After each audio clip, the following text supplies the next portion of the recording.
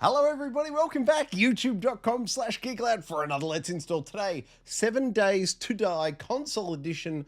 Note also, it's the game preview. Of particular note, one, it's $6.45, excuse me, on PlayStation. But if you check it out on the PlayStation, on Xbox, but if you check it out on the PlayStation store, it's it's $59.95. So, if you want to pick it up and you've got the choice of either consoles, you'll save yourself about $5.50 if you pick it up on PlayStation. There's no PlayStation 5 Pro enhancements or anything, but what we're installing today instead is the free trial. Now, it's a timed free trial, so it's the full install that we're doing. However, we're doing it at no actual cost. So, my route here, my thinking is I will download the full game, which I can tell you is 25.5 gigabytes. Check it out on the Xbox, at no charge. And then if I like it, I'll go ahead and purchase it on the PlayStation. As I said, you can save yourself about $5.50. So, while the install happens, we'll check out some gameplay. On the other side of that, we'll jump into the settings and make any recommendations for changes. Let's check out that gameplay, shall we?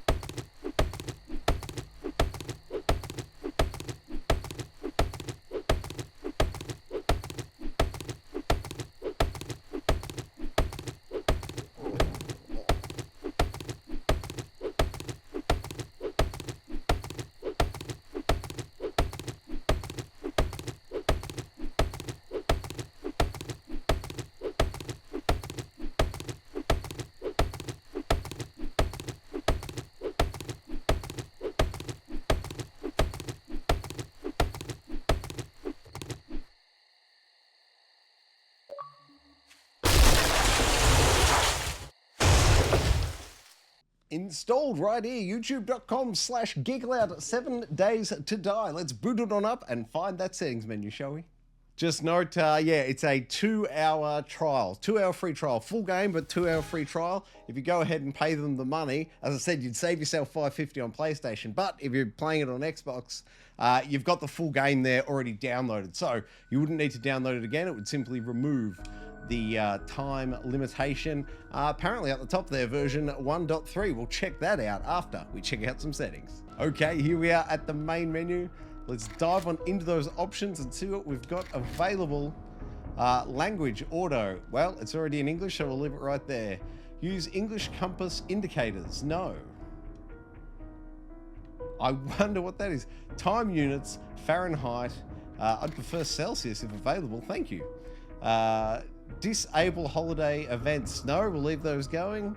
Auto share quests. Yes. Online multiplayer game, obviously.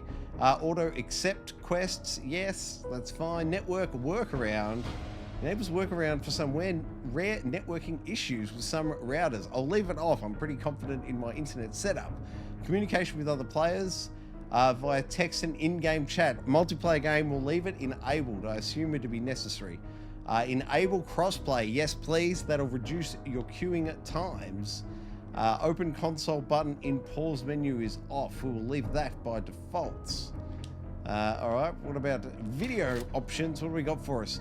Now, brightness. I'm not going to set it up. I've got the studio lights going, but definitely time to set it up for your environment. Field of view, as I always do. I'll take it for a walk all the way to the right.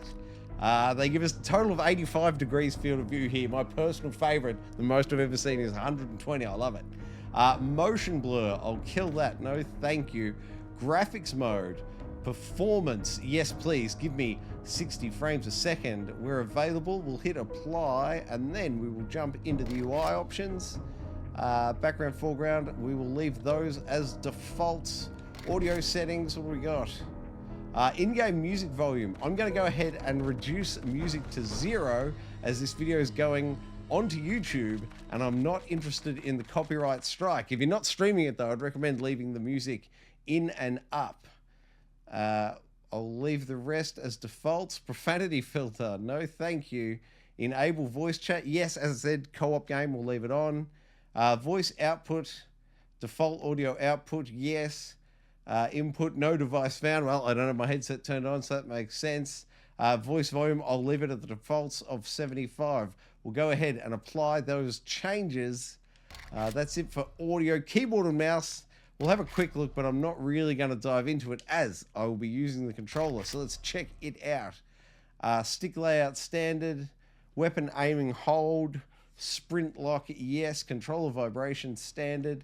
We'll leave the sensitivities alone and the cursor snapping, yes. Sensitivities, I'll leave them all as default, and aim assist, yes. What about the on-foot options? I prefer myself a proper layout map, but there it is there, and it looks like it's fully customizable, so if you're not happy with the layout, you can do that. There is the vehicle options. Once again, I'll leave them all default, but they are customizable layout. Oh, they do have it, the perfect controller map. I absolutely love it. They've got that nailed. All right, what other options? Player profile, no need to check that out. And block players, we won't be bothered checking that out. As I said earlier, it claims to be version 1.3. Let's bounce on out to the Xbox dashboard now, check out the particulars, and see if it agrees with itself. No, it does not agree with itself at all.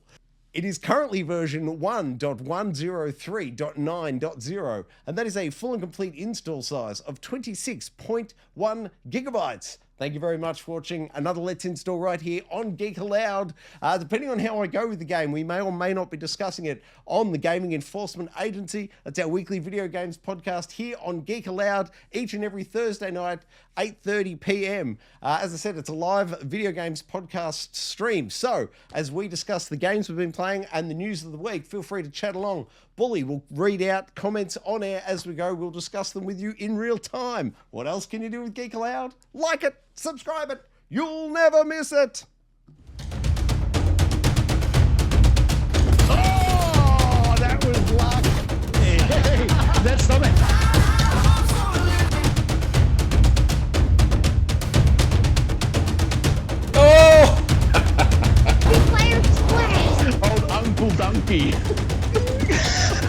Okie dokie.